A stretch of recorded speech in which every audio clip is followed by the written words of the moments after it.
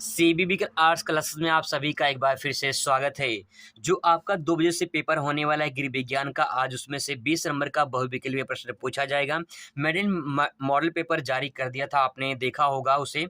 तो यहाँ पे हम लोग बहुविकल्पीय प्रश्न कवर करने वाला है जो 20 नंबर का आपसे पूछा जाएगा। अगर ये प्रश्न आपके एग्जाम में आता है तो आप सही टिक करके जरूर आएंगे। पहला क्वेश्चन है, घेघा रोग किस खनिज तत्व की कमी से होता है? तो आप सभी को अच्छे से पता है, घेघा रोग आयोडीन की कमी से होता है। अगला क्वेश्चन है, अशुद्ध रक्त बहता है? तो आपको बता दें, फुफ्फुसीय धमनी में अशुद्ध रक्त बहता है। अगर आपसे पूछ ले कि शुद्ध रक्त कहाँ बहता है, तो फुफ्फुस शिरा में बहता है। अगला क्वेश्चन देखिए, रुधिर कोशिकाओं में उपस्थित लाल रंग का वर्णक होता है? तो यहाँ पे होमोग्लोबिन के कारण जो है रुधिर लाल रंग का होता है। अगला सवाल यहाँ पे देखिए, श्वसन क्रिया का प्रमुख अंग कौन सा है?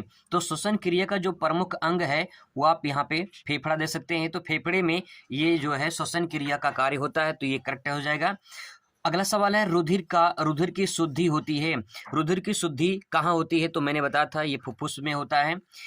अगला क्वेश्चन देखिए, न्यूरॉन कहते हैं तंत्रिका तंत्र को न्यूरॉन कहा जाता है। आगे देखिए, शरीर की रचना की इकाई, तो शरीर की जो रचना इकाई है वो है आपका कोशिका से जो है शरीर की रचना बनती है। राइटिंग पे थोड़ा ध्यान मत दीजिए क्योंकि मैंने बहुत घसीट के लिखा है, मतलब बहुत मेहनत करके लिखा है, तो आप बस एक बार रिवाइज करते चलिए। आंखों के किस भाग पर वस्तु का स्पष्ट प्रतिबिंब बनता है? तो आंखों के किस भाग पे वस्तु का जो स्पष्ट प्रतिबिंब बनता है? तो पीत बिंदु पर बनता है, ये करेक्ट हो जाएगा इसमें। आगे इंपॉर्टेंट क्वेश्चन देखिए 9 नंबर, ध्वनि या शोर तीव्रता नापने की इकाई क्या है? डेसिबल है, ठीक है। ध्वनि की जो नापने की इकाई है वो कौन सी है? डेसिबल। किस लेंस को दूर दृष्टि नेत्र देश में प्रयोग करते हैं? तो आपको बता दें कि अगर यहाँ पे दूर दृष्टि के बारे में पूछ ले तो आप उत्तल लगाएंगे, ठीक है, और अगर निकट पूछ ले तो अवतल लगाएंगे, ठीक है। ध्यान रखिएगा, दूर दृष्टि के लिए उत्तल लेंस और निकट दृष्टि के लिए अवतल लेंस का प्रयोग किया जाता है, तो इसको आप ध्यान रखिए, बहुत इंपॉर्टेंट सवाल है। अगला है, नलिका विहीन ग्रंथि कौन सी है? तो नलिका विहीन ग्रंथि की बात किया जाए तो यहाँ पे जो करेक्ट आंसर हो जाएगा वो आपका हो जाएगा पीयूष ग्रंथि। क्वेश्चन नंबर 12 देख लीजिए, यहाँ पे सबसे बड़ी अंतःस्रावी ग्रंथि कौन सी है? तो यहाँ पे सबसे बड़ी अंतःस्रावी ग्रंथि हो जाएगी आपकी थायराइड ग्रंथि। अगला देखिए, डीपीटी का टीकाकरण किस रोग के रोकथाम के लिए लगाया जाता है? तो यहाँ पे आंसर हो जाएगा खसरा, कुकुर खांसी और टिटनस। तो ये इसमें आप ध्यान रखिएगा, कुकुर खांसी से आप डीपीटी जो है डीपीटी टीका को आप समझ जाइएगा। इसके बाद अगला सवाल है यहाँ पे, संक्रामक रोग कौन सा है? तो संक्रामक जो रोग है ये फैलता है प्लेग के द्वारा, ठीक है, जो चूहों में पाया जाता है। अगला सवाल यहाँ पे है, देख सकते हैं, क्षय रोग किस जीवाणु द्वारा फैलता है? क्षय रोग किस जीवाणु द्वारा फैलता है? तो बता दें आपको, ट्यूबरकलस बैसिलस के द्वारा फैलता है, और जो ये विब्रियो है ये हैजा रोग का विषाणु है, ठीक है। अगर आपसे पूछ लेता है कि हैजा रोग का जीवाणु कौन सा है, तो विब्रियो हो जाएगा, ठीक है। 16 नंबर प्रश्न देख लीजिए, वायु द्वारा फैलने वाले रोग कौन कौन से हैं? ऐसे पूछ सकता है अति लघु में, तो यहाँ पे बहुविकल्पी में पूछा है कि वायु द्वारा फैलने वाले रोग, काली खांसी, ठीक है, इसमें करेक्ट आंसर हो जाएगा। जल द्वारा फैलने वाले रोग के बारे में पूछ लेगा तो यहाँ पे उपयुक्त सभी हो जाएगा, हैजा, पेचिस और मोतीझरा यानी टाइफाइड, ये सब जो है हो जाएंगे। मलेरिया रोग फैलता है किसके द्वारा? आप सभी को अच्छे से पता है, मच्छर के द्वारा फैलता है। पागल कुत्ते के काटने से कौन सा रोग होता है? तो रेबीज हो जाता है पागल कुत्ते के काटने से।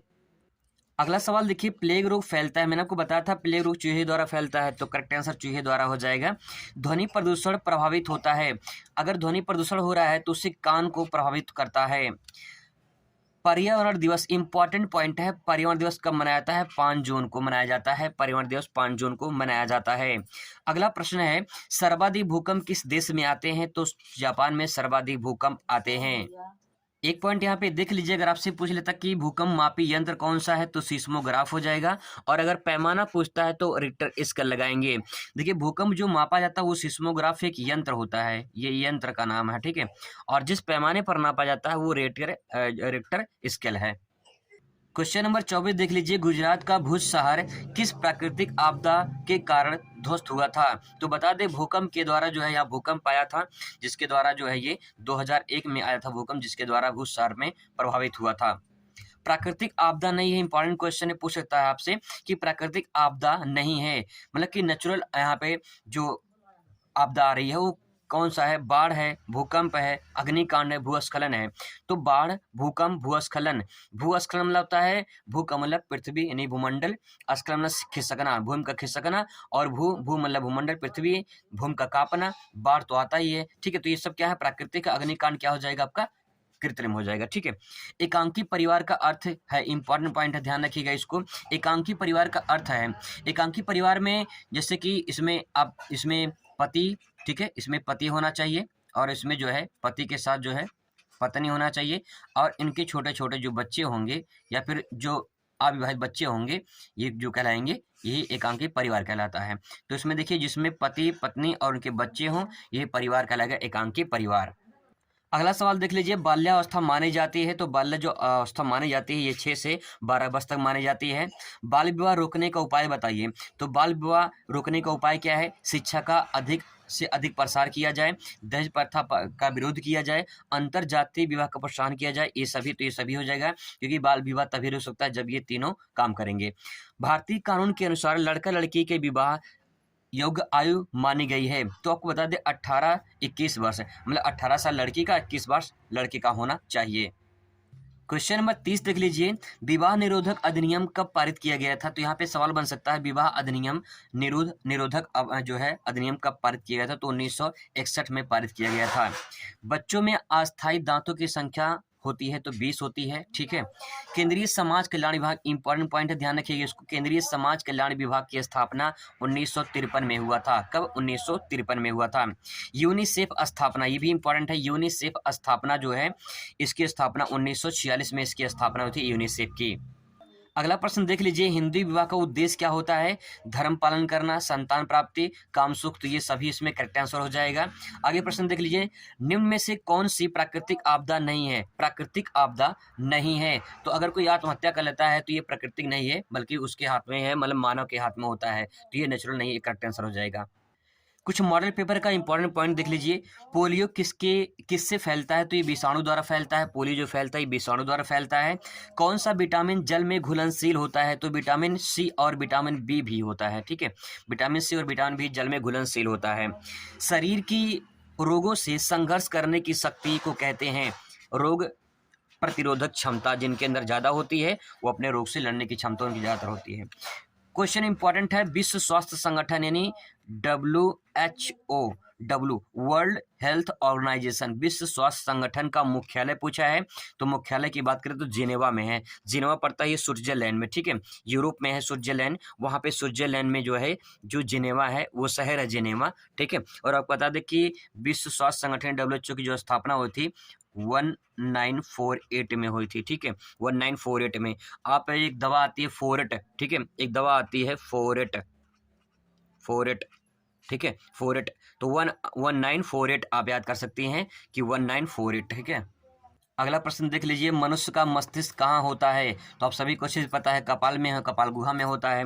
रक्त संचरण में कौन सी रुधिर सर्वग्राही है? तो ये क्वेश्चन बहुत ज़्यादा इंपॉर्टेंट पूछ लेता है। सर्वग्राही की बात किया जाए तो कोई भी हो जाएगा, और अगर सर्वदाता पूछ ले तो सर्वदाता में ओ हो जाएगा, ठीक है।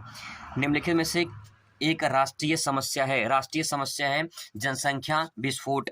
अगर जनसंख्या विस्फोट होगा तो राष्ट्रीय समस्या बनती मतलब चली जाएगी, सबसे बड़ी समस्या। क्योंकि राष्ट्रीय जनसंख्या विस्फोट होगा तो परिवार नियोजन कहीं न कहीं ये तो नहीं होगा, घरेलू समस्या ये भी नहीं होगा, ठीक है। तो जनसंख्या विश्व में करेक्ट हो जाएगा। क्वेश्चन नंबर 83 देख लीजिए, निम्नलिखित में से कौन एक मानव जनित आपदा है? तो मानव जनित, यहाँ पे मानव जनित पूछा है, मानव के द्वारा। तो यहाँ पे जो है मानव जनित नहीं है पूछा है। तो रेल दुर्घटना मानव द्वारा होता है, आग लगना ये भी मानव द्वारा होता है, परमाणु विस्फोट मानव द्वारा, बादल का फटना मतलब ये होता है कि किसी भी क्षेत्र में अचानक तीव्र वर्षा हो जाए और कई दिनों तक लगातार वर्षा हो तो उसे बादल का फटना कहते हैं। तो ये नेचुरल है, ठीक है। अगला क्वेश्चन देखिए, पौधे वायुमंडल को शुद्ध शुद्धिकरण करते हैं। शुद्धिकरण करते हैं कैसे? तो पौधे क्या करते हैं? CO2 को ग्रहण करते हैं, वायुमंडल में ऑक्सीजन छोड़ते हैं, तो कहीं न कहीं शुद्धिकरण CO2 को ग्रहण करते हैं। अगला सवाल देखिए, क्वेश्चन नंबर लास्ट 45 सवाल देख लीजिए। स्वास्थ्य शिक्षा में सम्मिलित किया जाता है, तो ये सभी, क्योंकि पर्यावरण अच्छा होना चाहिए, शारीरिक स्वास्थ्य अच्छा होना चाहिए, सामाजिक स्वास्थ्य अच्छा होना चाहिए, तभी स्वास्थ्य शिक्षा आगे बढ़ सकती है। तो ये मैंने आपको 9 मिनट में पूरे के पूरे जो है 45 क्वेश्चन इंपॉर्टेंट करा दिए हैं। आई होप कि आपको पसंद आया होगा और अच्छा लगा होगा, और आपके बोर्ड पेपर में आएगा तो आप अच्छा करके आएंगे। Thanks for watching.